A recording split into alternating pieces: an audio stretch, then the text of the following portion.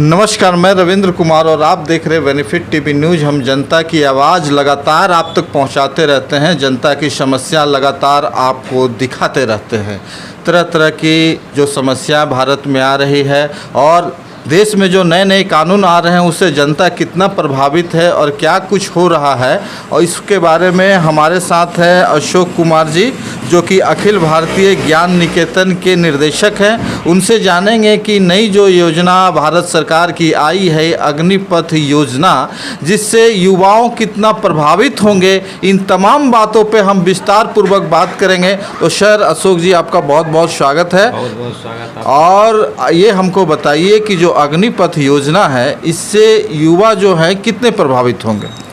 अग्निपथ योजना भारत सरकार के द्वारा लाया गया एक योजना है जो भारतीय युवाओं के लिए एक छलावा है, और यह छलावा से हमारे युवा निश्चित रूप से बहुत प्रभावित हुए हैं इस मद में कि यह योजना के तहत हम लोगों को बेरोज़गार बनाया जा रहा है। रोज़गार नहीं दिया जा रहा है बल्कि बेरोज़गार बनाया जा रहा है। जिस सेना का मनोबल बहुत ऊंचा रहता था, किस तरह से बेरोजगार बनाया जा रहा है? बेरोज़गार इस मद में बनाया जा रहा है कि इन लोगों को 4 साल के लिए योजना है। 4 साल के बाद 75% लोगों को बेरोज़गार बना दिया जाएगा, वापस भेज दिया जाएगा एक सर्टिफिकेट दे करके।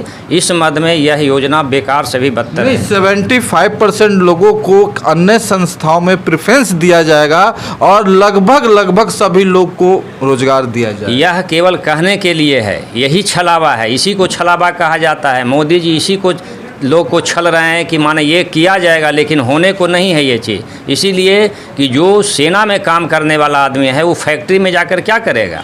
जो आदमी सेना के लिए तैयारी करता है, जो सेना के मनोबल बनाता है, वह आदमी फैक्ट्री में जाकर क्या कर सकता है? किसी पूंजीपतियों के हाथों में बिक करके वो क्या कर सकता है? वो सेना नहीं, सेना का मनोबल तोड़ने का सारा षड्यंत्र है यह।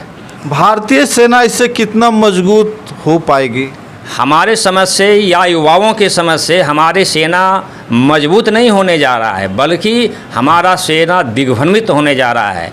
खास करके मोदी जी ने तीनों सेनाओं के प्रमुख को इंटरव्यू दिलवा करके लोगों को शांत कराने का, जो अभी हमारे देश में ज्वाला भड़क पड़ा है, उसे शांत कराने के लिए तीनों सेनाओं के प्रमुख को आगे लगाए हैं। जो यह एक छलावा है और हमारे देश के युवा वर्ग इस रूप में छले जा रहे हैं। भविष्य में जो भारतीय सेना है वो कितने मजबूत हो पाएगी, इसके देखना पड़ेगा। हमारे देश के जो युवा वर्ग के रूप में जिसे शामिल किया जाने की बात किया जा रहा है, इससे हमारा सेना मजबूत नहीं होने जा रहा है बल्कि कमज़ोर होने जा रहा है।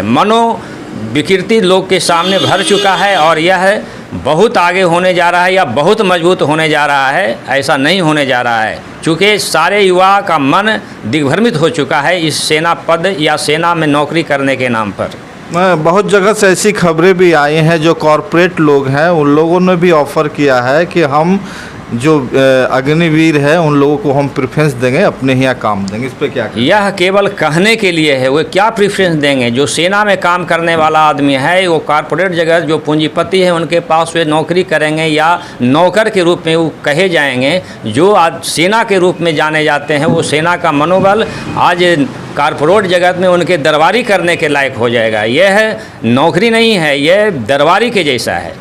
अभी माननीय प्रधानमंत्री जी ने कहा है कि भले ही ये योजना अभी बुरी लगे, लेकिन बाद में काफ़ी फ़ायदेमंद होगा देश के लिए।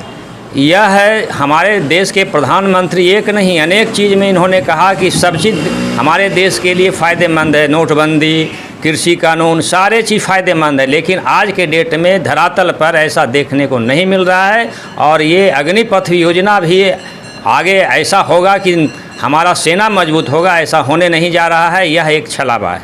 कुछ लोग का कहना है कि जैसे किसानों का बिल वापस हो गया है, इसी तरह अग्निपथ बिल भी वापस हो जाएगा कुछ दिनों के संघर्ष के बाद। ऐसा क्या आपका क्या विचार है? हमारा विचार यह है कि माननीय प्रधानमंत्री जी जितना जल्दी हो सके सेना के हित में, हमारे युवा के हित में जितना जल्दी हो सके इन्हें सद्बुद्धि आए कि हमारे देश में जो अग्निपथ योजना लागू किया गया है, लागू होने जा रहा है, इसको जितना जल्दी वापस ले लिया जाए।